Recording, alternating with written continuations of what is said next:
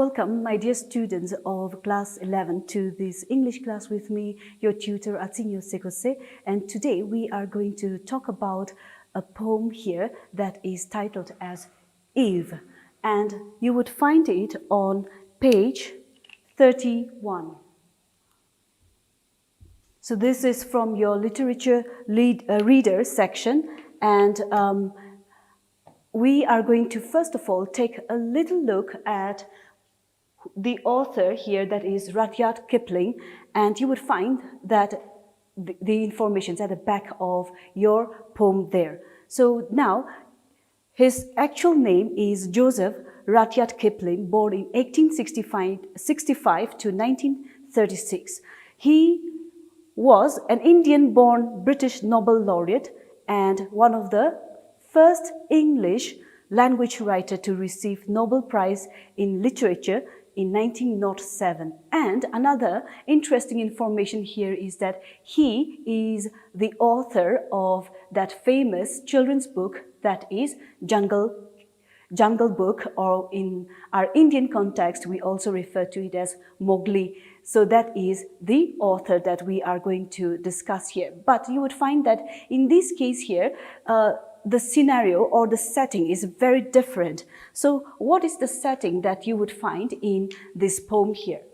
The setting here is that of a very domestic setting, in the case where we find a father's advice to his son or to a son here. So this poem is all about advice or wisdom that are taught to his, or we can also say in this case, in some case, to the children. So that's what we have here, the setting. Now, what are these advices and what does it have to do with the son here? Now, you would find that this poem is actually very interesting. It is also very philosophical in nature because it has a lot of wisdom that is given here. And you would find that the father is giving some preconditions, things that the son must fulfill in order to be a good person, we can also say, or an ideal man, or we can also say to become successful in life. So those are the advices that the father is giving to the son here, the preconditions. So we would find that in the structure of the poem, almost all the first stanzas are dealing with the preconditions. If you can keep these kind of things, if you can do these, and so on. So now let's take a look at the significance of the title here. Here it says Eve, and we all know that this is to do with conditionals. So coming back to the preconditions, conditions that the father has laid out for the son in order to become successful. So, and then we are also going to find out what would happen to the person if he or she is able to fulfill all those conditions. Successful in what manner? We are going to find out. Now, I would not be giving you detailed explanations stanza-wise, but we would be taking a look at the conditions, one at a time. So here, Eve, if you can keep your head when all about you are losing theirs and blaming it on you. If you find yourself in a situation where the world has turned against you, or everybody is blaming you for no particular or no fault of yours, but if you are able to maintain your cool and maintain your composure, then that is one of the conditions that you would find here, and that would also help you to succeed or to go ahead in life. If you can trust yourself when all men doubt you, but make allowance for their doubting too. Now this is very interesting. Then the next condition here is that if you can trust yourself when everybody is hesitant or about you or have no confidence on you, but you have the faith and conviction, the trust, if you trust yourself, then you would also succeed. But the exception to the rule here, or to the conditions, make allowance for their doubting too. What does it mean here? Make sure that you also give room or consider their criticism or feedbacks, because that is how a person grows. If you consider people's if you consider people's criticism and try to reflect on it and make the necessary correction, that's how a person would eventually grow, and it would also lead to success. So that's what we have here. You trust yourself and make sure that when people criticize you, you also give thought to those kind of those kinds of criticism and correct it. Be a reflective person. That's what it meant here, in other words. So that is one of the conditions. If you can wait and not be tired by waiting or being lied about, don't deal in lies, or being hated, don't give way to hating. And yet, don't look too good nor talk too wise. So this is again another advice that we find here. If you can wait and not be tired of waiting, if you have inculcate patience or perseverance. So that is the characteristic or the quality that is required in order to be successful. Have patience, even if things are not going along your way or what according to your wish. Be patient and have faith. And when people lied about you and deal in lies, if everything else is feels as though it is a big lie, do not become a part of that. Or being hated, don't give way to hating, which means do not be a part of it. Do not give into hating those things itself, because hatred covets hatred. So that is the simple advice that we find here. And yet, don't look too good nor talk too wise. Interestingly, here the poet is also advising his son that to be confident, to trust in himself, but at the same time, do not be too overconfident that he or she would likely become arrogant. And yet, don't look too good nor talk too wise. Do not act as though you know everything. So that is the advice here. In other words, another quality that we find here is be humble, humility.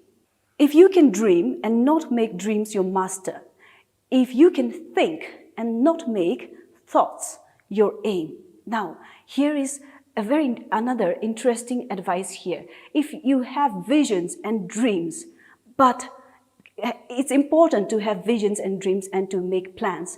But if you let those dreams and wishes, your thoughts and your ideas to control you in such a way that you neglect your responsibilities, in such a way that you harm other people in the process, then that is likely going to be very unproductive. So that's what we have here. So that's why do not make those dreams or wishes to control you. And again, interestingly, and not make thoughts your aim, your views, your opinions, your beliefs.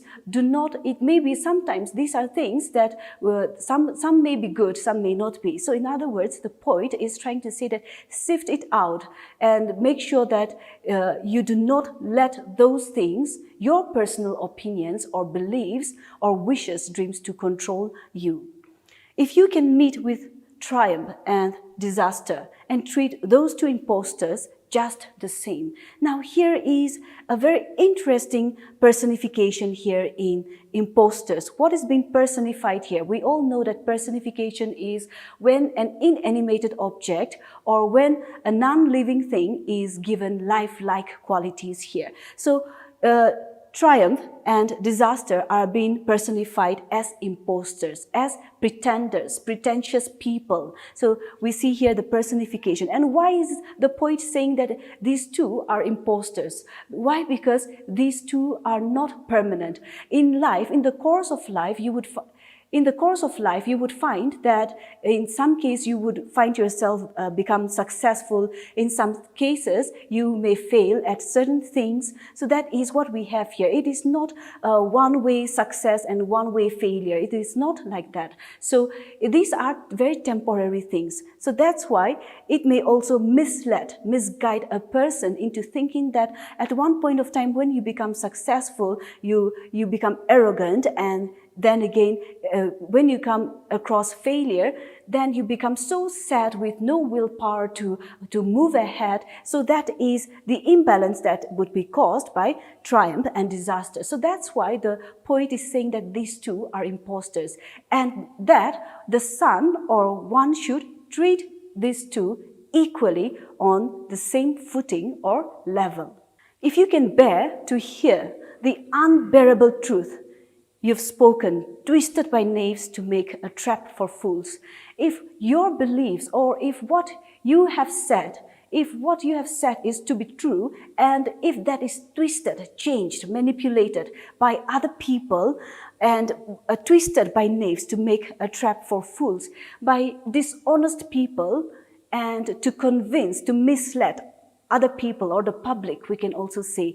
And in that sort of a situation, if you maintain your composure again, and if you are true to yourself and do not deal in those lies and so on, again reflecting back to the previous conditions here. So if you are able to keep yourself apart from such kind of things, then you would become a successful person. Or watch the things you gave your life to broken and stoop and build them up with worn out tools. Or in another situation, if you have put all your effort into something and let's say you have created a great thing, or you have become very successful, but in a few seconds, in a matter of seconds, let's say that you have lost all those things, things which are of value to you. And if you feel disheartened and broken in that way, make sure that you do not give into or stay broken. That's what the poet is saying here. Stoop down, bend down, pick those bits and pieces up again. In other words, find the strength to pick up those bits and pieces and build them up with worn out tools. Maybe the only thing that you have here is the will and the conviction that your dream is going to work, or your investment is going to work, let's say, or your wishes is going to work. So the only thing that you are left with is your willpower. And so this can be a worn out tool. You have used it in the previous cases and you have encountered failure, but you pick that willpower again. I'm going to do it again. If you put it in such a way, if you pick that up again and build on that dream again, then you are using worn out tools, and you will be able to have perseverance, the quality of perseverance. So in other words, in the face of misfortune, when everything is lost, begin again from scratch with whatever you have left. If you can make one heap of all your winnings and risk it on one turn of pitch and toss, and start again at your beginnings and never breathe a word about your loss. Here is also, again, we have here the dignity and the humility that a person must possess here. If pitch and toss here is a gambling game. So in other words, the poet is also trying to say that life is like a game. You would have to, sometimes you lose, sometimes you win, sometimes you have to be a good winner and also learn to be a good loser. So that's what we have here. If in a heap of all winnings, if you have invested all of your efforts, let's say, into making something, creating something, but lost everything at one go, do not complain of your failure and never breathe a word about your loss. Don't go and complain about how you have lost these and that and so on, but instead pick it up from scratch. So that's what the poet is also conveying here. If you can force your heart and nerve and sinew to serve your turn long after they are gone, and hold on when there is nothing in you except the will which says to them, hold on. If you have lost everything, if you have encountered misfortunes after misfortunes, if you have a lot of missed opportunities or chances and you felt disheartened, do not give into those kind of brokenness, but build up that willpower. That's what the poet is saying here. Build up every strength that you have, your heart, your nerve, and your sinew, and to serve that long after they are gone. Here in this case here, those missed opportunities you may be waiting, have patience in waiting. That's what he had also mentioned here. So have the courage, have perseverance, and wait for your turn, because everybody gets a break at one point or the other in life. So wait for that opportunity and hold on. In other words, never give up. Hold on here is never give up. Even if you have come across bad situations, or even if you felt very sad or disappointed, regret and so on, do not give up. Have that willpower to fight back. That's what he said here.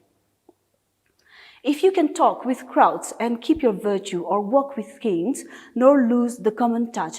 If you find yourself successful and in a position where you are able to have a lot of, or mingle with a lot of sections of people who are famous and rich and great, but if you keep your head, in other words, if you find humbleness, humility, and find association and understanding with the poor people, the weaker section of the people. In other words, blend in. That's what we have here. If you have such kind of humility and quality, then you are likely to succeed. If neither foes nor loving friends can hurt you, if all men count with you, but none too much. Here is a very interesting line here again.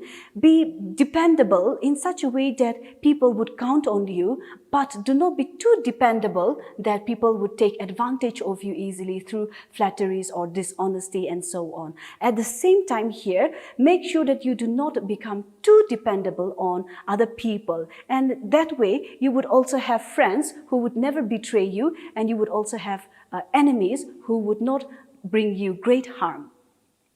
In other words, be respectable.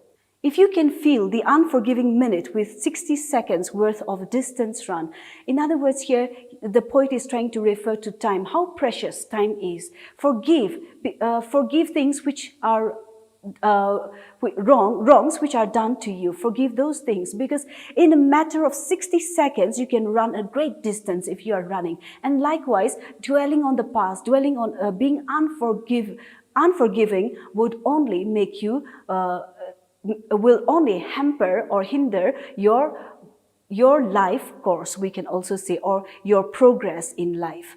So forgive and move on. Be quick to move on, because time is precious.